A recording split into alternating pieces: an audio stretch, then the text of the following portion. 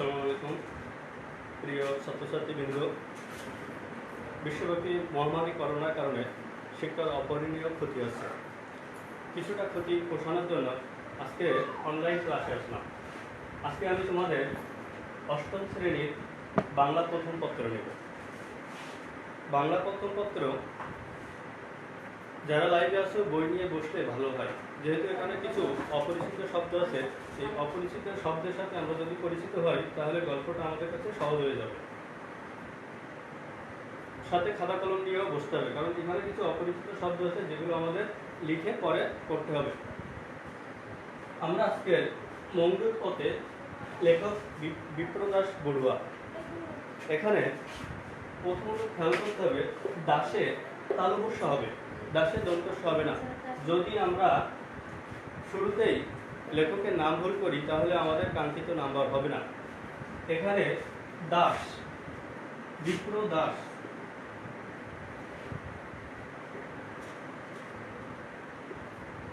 দাসে তালবস্য হবে, দন্তস্য লেখা যাবে না। এখন আমরা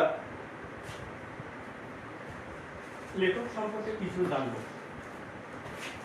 বিপ্রদাস বড়ুয়া 1940 সালের 21শে সেপ্টেম্বর, বইয়ের সম্ভবত 21শে সেপ্টেম্বর দেওয়া নাই, তোমরা এটা লিখে রাখতে পারো।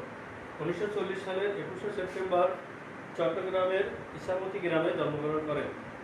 তিনি ঢাকা বিশ্ববিদ্যালয় থেকে বাংলা বিষয়ে স্নাতকোত্তর ডিগ্রি অর্জন করেন এবং তিনি বাংলা একাডেমির তিনি শিশু একাডেমিতে কর্মরত ছিলেন। সহকারী পরিচালক হিসেবে অবসর গ্রহণ করেন। তার উল্লেখযোগ্য কিছু নাটক, উপন্যাস, শিশুতোষ গল্প, উপন্যাস লিখছেন। যেমন তার গল্প লিখছেন যুদ্ধ জয়ের গল্প, গাংচিল, উপন্যাস লিখছেন মুক্তিযোদ্ধারা, প্রবন্ধ কবিতায় বাক প্রতিমা, নাটক কুমড়োলতা পাখি, জীবনী বিদ্যাসাগর ও পল্লীর কবি জসীমউদ্দিন, শিশুতোষ গল্প সূর্যলোকের গান, শিশুতোষ উপন্যাস রোবট ও ফুল ফোটানোর রহস্য। তিনি দুইবার অগ্রণী ব্যাংক শিশু সাহিত্য পুরস্কার লাভ করছেন এবং বাংলা একাডেমি থেকেও পুরস্কার লাভ করছেন। এখান থেকে যুদ্ধ জয়ের গল্প,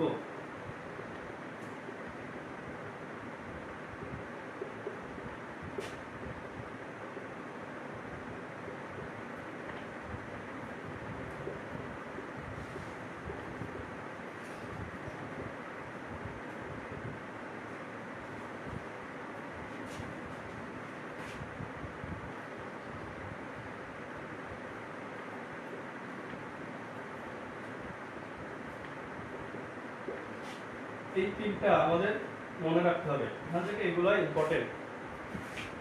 এবার আমরা গল্পে যাব। যেহেতু মঙ্গল পথে একটা ভ্রমণ কাহিনী, লেখক জ্ঞান অর্জনের সবচেয়ে ভালো মাধ্যম ভ্রমণ কাহিনী। লেখক এখানে মায়ানমার ভ্রমণের কাহিনী নিয়ে লিখছেন। এখন সন্ধ্যের আলো আঁধারিতে 24শে মে 2001 মিয়ানমারের পূর্বে নাম ছিল বার্মা, সীমান্ত শহর মঙ্গল পথে নেমে আমার মুখ, চোখ, কান ও হৃদয় অচেনা আবেগে উপসে পড়ল। সন্ধ্যার আলো আঁধারি মানে আবসা অন্ধকার, তাই মানে সন্ধ্যা হচ্ছে ভাব এরকম। তাহলে এখানে যে 2001 সালে লেখক ভ্রমণ করছিল এটা আমাদের এমসিকিউ। মংডু আমাদের টেকনাফের ওপারে। ঠিক মংডু আমাদের বাংলাদেশের ম্যাপে যদি দেখা হয়, মংডুটা ঠিক আমাদের বাংলাদেশের পূর্বে এবং মায়ানমারের পশ্চিমে অবস্থিত। মাঝখানে নাপ নদী। আমরা জানি আমাদের বাংলাদেশের কক্সবাজার এবং মায়ানমার বাংলাদেশ এবং যে মায়ানমারের বিভক্ত নদী নাপ, তাছাড়া মাতানমুড়ি, সাঙ্গু এই নদীগুলো অবস্থিত। এখানে নাপ নদীর দৈর্ঘ্য প্রায় 56 কিলোমিটার। মংডু বার্মার পশ্চিম সীমান্তের শহর। ব্রিটিশ যুগের বহু আগে থেকেই চট্টগ্রামের সঙ্গে তার যোগাযোগ। তার মানে ব্রিটিশদের আগে থেকে, যেমন আমাদের উপমহাদেশে প্রথম আসে পর্তুগিজরা, কখনো ছিন্ন কখনো নিরবচ্ছিন্ন। তার মানে এই চট্টগ্রামের সাথে মায়ানমারের কখনো ভালো সম্পর্ক ছিল, আবার কোনো সময় খারাপভাবে আমাদের সম্পর্ক ছিল। পাদ্রি মেস্ত্রো সেবাস্টিয়ান মান্ড্রিক সপ্তদশ শতাব্দীর প্রথমার্ধে এই পথে আসেন। পাদ্রি বলতে খ্রিস্টান যাজক। পাদ্রি মেস্ট্রো সেবাস্টিয়ান মান্ড্রিক সপ্তদশ শতাব্দীর প্রথমার্ধে এই পথে আসেন। সপ্তদশ শতাব্দী বলতে 1601 থেকে 1700 সাল পর্যন্ত। তারও 100 বছর আগে পর্তুগিজরা চট্টগ্রামে বসতি স্থাপন করে। তার মানে ব্রিটিশরা আসারও 100 বছর আগে পর্তুগিজরা চট্টগ্রামে বসতি স্থাপন করে। তারা নিজেদের বসতির জায়গাকে বান্ডেল বলতো। চট্টগ্রামে এখন বান্ডেল রোড তাদের স্মৃতি বহন করে। তার মানে এটা এখনো আমাদের বর্তমানে বান্ডেল রোড বহন করে চিটাগাং শহরে। সন্ধ্যের আধার ঘনিয়ে আসার পর আমরা অভিবাসন ও শুল্ক দপ্তর ছেড়ে সারাতে খাঁচা ছাড়া পাখির মতো উড়াল দিলাম। সন্ধ্যার আধার ঘনিয়ে আসার শুল্ক, তার মানে যেমন আমরা ব্যবসা বাণিজ্য করতে গেলে আমাদের শুল্ক অফিসে ট্যাক্স দেওয়া লাগে, বা আমরা ভ্রমণ করার সময় আমাদের ট্যাক্স দেওয়া লাগে। যার কারণে এখানে এই যে শুল্ক অফিসের দপ্তর খাঁচা ছাড়া মানে আনন্দ আত্মার হয়ে গেছে। যখন শুল্ক অফিসে ছাড় পাইছে তখন লেখক আনন্দ আত্মহারা। এই পথে আসতে পেরে খুশি হয়েছি। কারণ কি, এই পথে আসতে পেরে আমরা জানি যে রোহিঙ্গারা আমাদের দেশে বর্তমানে প্রায় 10 লাখ অবস্থান করছে। যেহেতু রোহিঙ্গারা সে 1978 সাল থেকে আমাদের রোহিঙ্গা আসতে শুরু করছে, এখনো প্রায় 10 লাখ অবস্থান করছে। যার কারণে লেখক এই পথে আসতে পেরে খুশি। পথে আরাকান পড়বে, আরাকান রাজ্যের ধ্বংসপ্রাপ্ত প্রাচীন রাজধানী মিরাউপুরকে দেখতে পাবো। তার মানে এখানে পরীক্ষা আসতে পারে আরাকানের প্রাচীন রাজধানীর নাম কি। এক সময় আরাকান বার্মা থেকে আলাদা স্বাধীন রাজ্য ছিল। তার পরিধি ছিল উত্তরে ফেনী নদী থেকে আন্দামান সাগরের কাছাকাছি পুরো বঙ্গোপসাগর উপকূল। তার মানে বঙ্গোপসাগরের পুরো উপকূল জুড়ে ছিল আরাকান রাজ্য। আরাকান রাজ্য একসময় স্বাধীন ছিল, পরবর্তীতে মায়ানমারের একটা অঙ্গরাজ্য হয়। সেখানে এসে পড়েছি এখন। আরাকান রাজ্যের রাজসভায় দৌলত কাজী আলাওয়াল সাহিত্য চর্চা করেছেন। দৌলত কাজী এবং আলাওয়াল আরাকান রাজসভার সাহিত্য সভা কবি ছিল তারা। আলাওয়ালের বিখ্যাত শ্রেষ্ঠ রচনা পদ্মাবতী। ছেলেবেলা থেকে চট্টগ্রামের পাশে অপরূপ মিয়ানমারের কথা শুনে এসেছি, রূপকথা গল্পের মতো। আজ তা বাস্তবে বেসরকার সন্ধ্যার আলো ছায়। তার মানে ছোটবেলায় অনেক রূপকথা কাহিনী শুনি। যেমন এখান থেকে আমরা যদি ভারতে যাই তাহলে আমাদের একটা আনন্দ হবে। পার্শ্ববর্তী বা আমাদের দেশের ভিতরে কোনো ভালো জায়গায় গেলেও আমাদের মনে একটা উৎফুল্ল আসে। অন্ধকার প্রায় গাঢ় হয়ে এসেছে। আকাশে মেঘের কোলে শুক্লপক্ষের চাঁদ। শুক্লপক্ষের চাঁদ মানে অমাবস্যার পরে যে চাঁদটা আস্তে আস্তে বড় হয়। আমার হাতে ও কাঁধে ঝোলাঝুলি। তারপরে আমরা যখন কোনো জায়গাতে ভ্রমণে যাই তখন আমাদের অনেক পোশাক আশাক থাকে, অনেক ব্যাগ থাকে, এগুলাই বলতে চাচ্ছে। শুল্ক অফিসের চৌহদ্দি মানে সীমানা। শুল্ক অফিসের সীমানা পেরিয়ে 50 কদম না যেতেই বাঁদিকে বড় বড় রেস্তোরাঁ, প্রায় জনমানবহীন।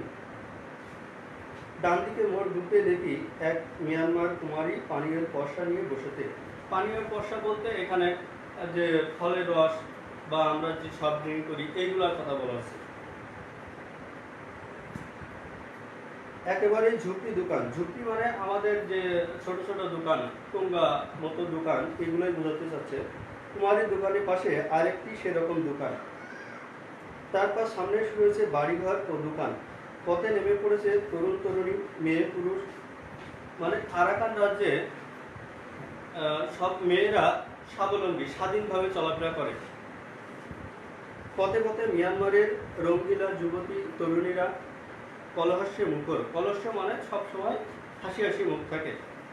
বাড়ির সামনে দোকানের বাইরে দাঁড়িয়ে আছে কেউ কেউ, যুবক যুবতী, পৌর, বৃদ্ধ। পৌর বলতে যুবক, যুবক এবং বৃদ্ধের মাঝামাঝি বয়স যাদের। মিয়ানমারে সবাই লুঙ্গি পরে, মেয়েদের পরনে লুঙ্গি ও ঝলমলে ব্লাউজ জাতীয় জামা বা গেঞ্জি থাকে। তার মানে তাদের যে সংস্কৃতি, তাদের চলাফেরা, আচার-আচরণ এখানে লেখক ভ্রমণের মাধ্যমে দেখাতে চেয়েছেন। চুলে ফুল গোজা, চিরুনি ও রিবন থেকে বলতে চুল বেরি করে ফিতা দিয়ে বাঁধা। পাশ দিয়ে একটা পায়াক্কা চলে যাচ্ছে। পায়াক্কা মানে 3 চাকার গাড়ি, মানে আমাদের দেশে ঠিক রিক্সা যেমন এরকম একটা গাড়ি, 3 চাকা রিক্সা। যেমন মোটর বাইকের পাশে আর একটা চাকা লাগিয়ে ক্যারিয়ারের বউ বাচ্চা বসতে পারে, এও প্রায় তেমনি। তারপরে আমাদের দেশে সাইকেলের পিছনে যেমন ক্যারিয়ার থাকে, এখানে অনেকে মাল বহন করে নিয়ে যায়, কোনো মানুষ বহন করে, এই ধরনের। সারা মিয়ানমারে আমাদের রিক্সার বদলে পায়াক্কা। স্থানীয় মুসলমানরা একচেটিয়া চালক, তার মানে আরাকান রাজ্যের সেই এলাকাতে, মঙ্গু এলাকাতে অধিকাংশ মুসলমান। মঙ্গুর ব্যবসাও প্রায় ওদের দখলে, আর হিন্দুরাও আছে। তার মানে বেশি মুসলমান বসবাস করে এবং হিন্দুরা কম আছে সেখানে। ইউনাইটেড হোটেলে পৌঁছলাম, কিন্তু জায়গা হলো না।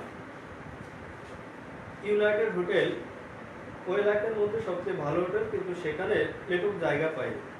আগে ভাগে যারা গেছে তারা জায়গা দখল করে নিয়েছে। প্রায় অনাথের মতো ঘুষকাঘুষকি নিয়ে নতুন হোটেলের উদ্দেশ্যে চললাম। আমরা খুঁজে পেতে যে হোটেল পেলাম তার অবস্থা শোচনীয় বলে কম বলা হয়। তা আমরা যে হোটেলটা খুঁজে পাইছি সেটা খুবই খারাপ অবস্থা। বেড়ার ঘরের দোতলার মাছ বারান্দায় বসে টের পেলাম এটা 4র্থ শ্রেণীর হোটেল হতে পারে। তার মানে এটা একেবারে মানে খারাপ একটা হোটেল, 4র্থ শ্রেণীর হোটেল। কাঠের মেঝে, কাঠের যেমন তেমন দেওয়াল, বিছানায় গিয়ে পরে করে দেখি উঁচু নিচু চষা জমির মতো তোষক। তার মানে ঠিক যেমন চৈত্র মাসে মাটিগুলো অনেক চষার পরে যেমন কাটা কাটা ভাব থাকে সেরকম। তাছাড়া আমাদের বাংলাদেশের চিটাগাং শহরেও অনেকগুলো, চিটাগাং থেকে ভিতরে পার্বত্য এলাকায় অনেক কাঠের বাড়ি আছে, ঠিক মঙ্গুতেও এরকম। মশারিতে বিচিত্র ও বিপরীতধর্মী নানা রকম উৎকট গন্ধ। মাথার উপরে পাখা আছে, কিন্তু রাত 9টার পর তো বিজলি থাকবে না। বিজলি মানে বিদ্যুৎ, তাহলে মানে মঙ্গু শহরে রাত 9টার পরে আর বিদ্যুৎ থাকে না। তখন গ্লাস করে হাত ধোয়ার অবস্থা হবে। যেমন আমরা যদি হাত ধোয়ার সময় গ্লাস করে হাত ধুই, তাহলে আমাদের হাত ধোয়ার মানে কি? তার মানে এখানে এটা বলতে চাচ্ছে যে কারেন্ট না থাকলে ফ্যান থেকে লাভ কি।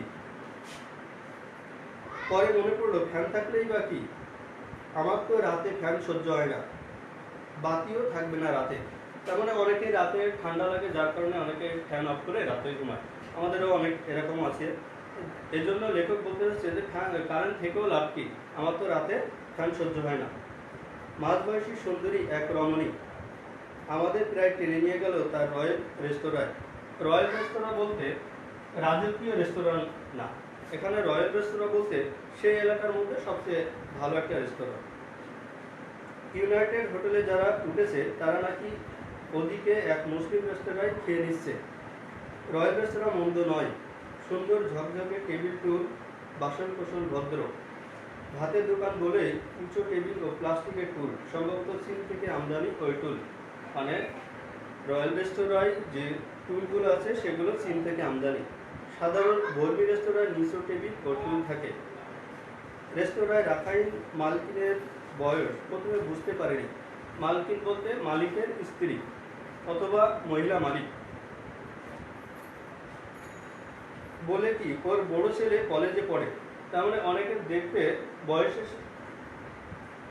বয়স অল্প দেখতে হলেও তার মানে সেই মালকিনের বয়স দেখতে অল্প, এবং তার ছেলে কলেজেও পড়ে। কক্সবাজার ও পটুয়াখালীতে রাখাইন আছে। আমাদের বাংলাদেশেও কক্সবাজার, পটুয়াখালীতে রাখাইন আছে।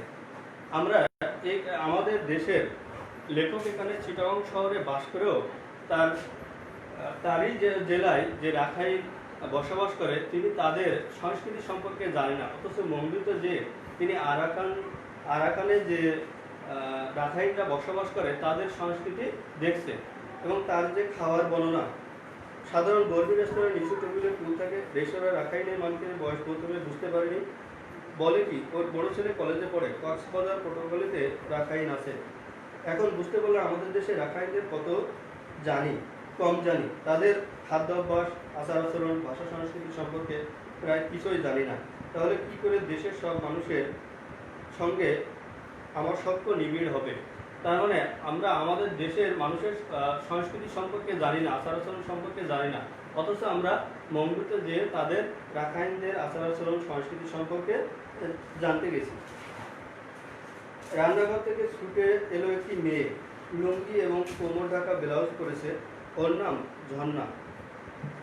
চেহারা ও স্বাস্থ্য গরিব ঘরের রোগা পটকা নারীর মতো। পোড়া লঙ্কা কষলে নুন তেল দিয়ে ভর্তা করলো।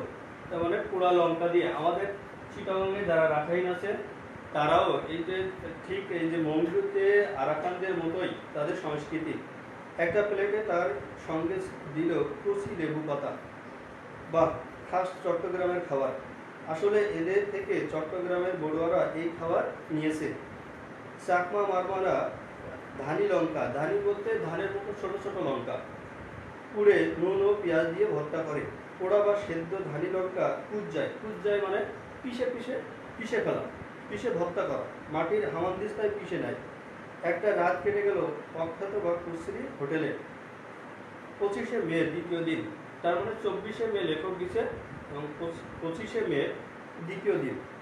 মহাথেরোর সঙ্গে, মহাথেরো বলতে বৌদ্ধদের ধর্মীয় গুরু, সঙ্গে মংডুর প্রধান সড়কে ধরে চলেছি।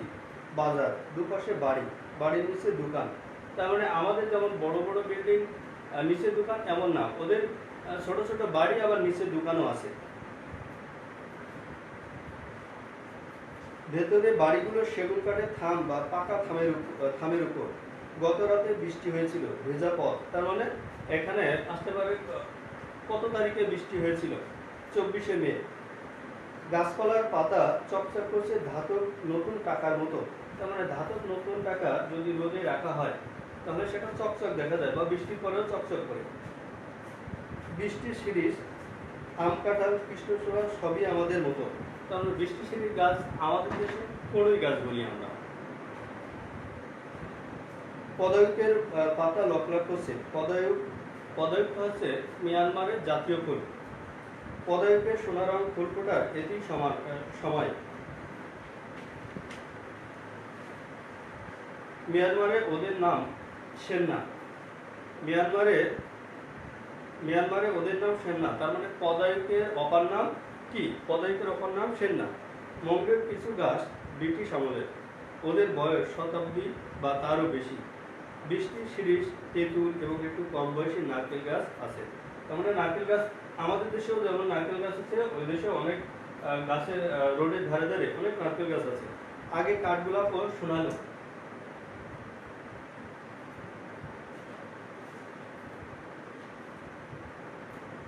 আছে কাঠগোলাপ ও সোনালু। নারকেল সর্বত্র। বাড়ির সামনে নারকেল গাছটি গোড়ার দিকে মাথা সমান উঁচুতে অর্কিড করেছে, তাতে রঙিন ও সাদা ফুল। কয়েকটায় বোরকা পরা মহিলা, তার উপর মাথায় ছাতা। ছবি তুলতে যেতেই ছাতা দিয়ে আড়াল তুলে দিল। তার মানে যেহেতু মংডুতে অধিকাংশ মুসলমান বসবাস করে, ছবি তোলার সময় যেহেতু মুসলমানরা একটু কনজারভেটিভ, যার কারণে যে ছবি তুলতে গেছে আর উনি ছাতা দিয়ে আড়াল করে দিল। হাঁটতে হাঁটতে শহরের পূর্ব দিকে শেওদা সেতু পার হয়ে গেলাম। মানে এখানে যে মংডুর ওখানে একটা সেতু আছে, যেটা শেওদা সেতু, এটা মনে রাখতে হবে। নদীর নাম সুদার ডিয়ার। এপারে মংডু, ওপারে সুদার ডিয়ার, মুসলিম গ্রাম। সেতুর কাছে 5-7 জন মাছ নিয়ে বসেছে, তরি তরকারি নিয়ে বসেছে কয়েকজন। গ্রামের ছোট্ট বাজার, 5-6টা বেড়ার দোকান। বুড়ো আঙুলের সমান চিংড়ির কিলো 4 থেকে 500 চেয়ার। 4 থেকে 500 চেয়ার আমাদের তুলনায় পানির দাম টাকার হিসেবে 40 থেকে 50। তার মানে 100 চেয়ারতে আমাদের 10 টাকা। নদীর উজান দিকে বিলে দেখা যাচ্ছে চিংড়ির ঘের। যেমন আমাদের খুলনাতে বা সাতক্ষীরা বাগেরহাটে অনেক ঘের আছে, মংডুতেও এরকম ঘের আছে। অডেল মাছ পাওয়া যায় ওখানে। চায়ের দোকান থেকে লোকজন আমাদের দিকে তাকিয়ে আছে। মংডুতে এখনো প্যান্ট দেখিনি, শুধু আমাদের পরনে প্যান্ট। তার মানে মংডুতে তাদের জাতীয় পোশাকটা লুঙ্গি। যেমন আমাদের প্যান্ট পরা, লেটুক প্যান্ট পরে গেছে, এজন্য তারাও দেখছে যে প্যান্ট পরা ব্যক্তি কেউ নাই, সেখানে সবাই লুঙ্গি পরে। চায়ের দোকান থেকে লোকজন আমাদের দিকে তাকিয়ে আছে, মঙ্গুতে এখনো প্যান্ট দেখতে, শুধু আমাদের পরনে প্যান্ট। মহাতেরও চিবর করেছেন, বর্মীরা সবাই লুঙ্গি করেছে। চিবর মানে লাল লাল বৃক্ষ নির্যাস যেমন রং, এরকম একটা রং বৌদ্ধ ধর্মীয় গুরুরা পরে। বর্মীরা সবাই লুঙ্গি করেছে, অফিস কাছারিতেও লুঙ্গি। গতকাল শুল্ক অফিসে দুজনে প্যান্ট দেখেছি, ওরা পুলিশরা যদি লুঙ্গি পরে দৌড়ায় তাহলে একটু সমস্যা হয়, যার কারণে পুলিশরা প্যান্ট পরে। অন্যদের লুঙ্গি ফুঙ্গিও প্যাগোডা, এই তিন নিয়ে মিয়ানমার। তার মানে লুঙ্গি ফুঙ্গিও প্যাগোডা এই তিনটা মিয়ানমারের প্রধান বিষয়। ফুঙ্গি হলো বৌদ্ধ ভিক্ষু, গম অর্থ ভালো, সাম্পান মানে আমরা যেটাকে নৌকা বলি, সাবক থামি বর্মী রমণীদের সেলাইবিহীন লুঙ্গি। যেমন আমাদের লুঙ্গি হচ্ছে মায়ানমার ভাষা, আমরা নবম দশম শ্রেণীতে যে জানবো এটা। বাংলা ও আরাকান থেকে চট্টগ্রাম হয়ে বাংলা ভাষায় ঢুকেছে। বাসের চালে যাত্রীদের সঙ্গে ফুঙ্গি, পথে ঘাটে ফুঙ্গি। সকালে তারা খালি পায়ে ভিক্ষে করতে বের হয়। ভিক্ষে ছাড়া ভিক্ষু এবং ফুঙ্গিদের চলবে না, ভিক্ষাই তাদের জীবিকা। ভিক্ষুদের পরিচয়ের চিবার সেলাইবিহীন লুঙ্গির মতো, তার মানে এই যে চিবারটা সেলাইবিহীন লুঙ্গির মতো। গায়ে আলাদা অন্য এক টুকরো চিবর থাকে, হাত কাটা ও এক কাপ কাটা এক গেঞ্জি থাকে। কোমরে বেল্ট জাতীয় অর্থাৎ সেলাই করা কাপড়ের কোমর বন্ধনী থাকে। আমরা যেমন বেল্ট করি, প্যান্ট করে করি, তারা হচ্ছে সেলাইবিহীন লুঙ্গি পরে এবং তারা এটা আবার বেঁধে নেয়। এসব মিলে 30 চিবার বলে। আর হাতে থাকে সাবাইক বা ভিক্ষাপত্র, তার মানে ভিক্ষাপত্রকে মঙ্গুতে মিয়ানমারে সাবাইক বলে। আদিতে এটি কাঠ বা লোহার হতো, এখন লাক্ষা দিয়ে তৈরি হয়। ভিক্ষুদের চিবার বিশেষ মাপে এবং অনেক জোড়া দিয়ে সেলাই করা হয়, এটি নিয়ম। সাধারণ লাল ও লালের কাছাকাছি রঙের চিবার রং করা হয়। বার্মায় ফুঙ্গিদের অত্যন্ত সম্মানের চোখে দেখা হয়। বার্মায় যারা ভিক্ষু তাদেরকে অত্যন্ত সম্মানের চোখে দেখে, আমাদের দেশের মতো না। ছেলেগুলো যুবক যুবতী সবার পরিধান লুঙ্গি। স্কুলের পোশাকও লুঙ্গি ও জামা বা শার্ট, তার মানে স্কুলেও লুঙ্গি পরে যায়। বর্মী মুসলমান হিন্দু বড়ুয়া খ্রিস্টান সবাই লুঙ্গি, সেখানে কোনো মানে হিন্দু বৌদ্ধ খ্রিস্টান যাই হোক সবাই লুঙ্গি পরে। বর্মীরা শার্টটি লুঙ্গির নিচে গুঁজে দেয়। মঙ্গল মুসলিমরা শার্ট পরে লুঙ্গির বাইরে রাখে, তার মানে মুসলমানরা লুঙ্গি পরে লুঙ্গির উপর দিয়ে পরে, আর হিন্দু যারা আছে তারা লুঙ্গির নিচে দিয়ে গুঁজে দেয়। মাত্র 100 বছরের মধ্যে সারা বাংলা হয়ে পশ্চিমবঙ্গ পর্যন্ত লুঙ্গি চলে গেছে। তার মানে এই যে লুঙ্গিটা 100 বছরের মধ্যে সারা বাংলা হয়ে, আমাদের দেশেও আমরা লুঙ্গি পরি, তাছাড়া সারা বিশ্বে ছড়িয়ে যাওয়ার একটা ভাব চলে আসছে এখনই। লুঙ্গি, শার্ট ও বর্মি কোট, মাথায় বর্মি টুপি, পায়ে 2 ফিতের মজবুত স্যান্ডেল বর্মীদের জাতীয় পোশাক। লোকজন আমাদের দেখছে, আমাদের পোশাক ও চালচলন ওদের থেকে ভিন্ন। সব দেশের লোক বিদেশিদের চিনতে পারে। সেতু পেরিয়ে ফিরে আসছি, কিছুদূর এসে মূল রাস্তা থেকে ডান দিকে বর্মীপাড়া ঢুকে পড়লাম। রাস্তার মোড়ে খালি জায়গায় বড় সিরিজ গাছের নিচে মিয়ানমারের তরুণী নুডলস বিক্রি করছে। আমাদের দেশেও নুডলস বিক্রি হয়, ঠিক আমাদের চট্টগ্রামে কক্সবাজার বেড়াতে গেলে ঠিক মঙ্গলদের যে কালচার সংস্কৃতি আমাদের এখানে আছে। ভাসমান দোকান, সকালের টিফিন এরকম এক দোকানে পুলক সহ খেয়েছি। পুলক সহ মানে আনন্দের সাথে খেয়েছি। নুডলস, পোড়া লঙ্কা গুঁড়ো, তেঁতুলের টক, কলার থোড় ইত্যাদি সবজি দিয়ে স্যুপ, ডিম সেদ্ধ মিশিয়ে খেয়েছি। ডিমের খোসা ফেলে কাঁচি দিয়ে টুকরো টুকরো করে ক্ষিপ্র গতিতে।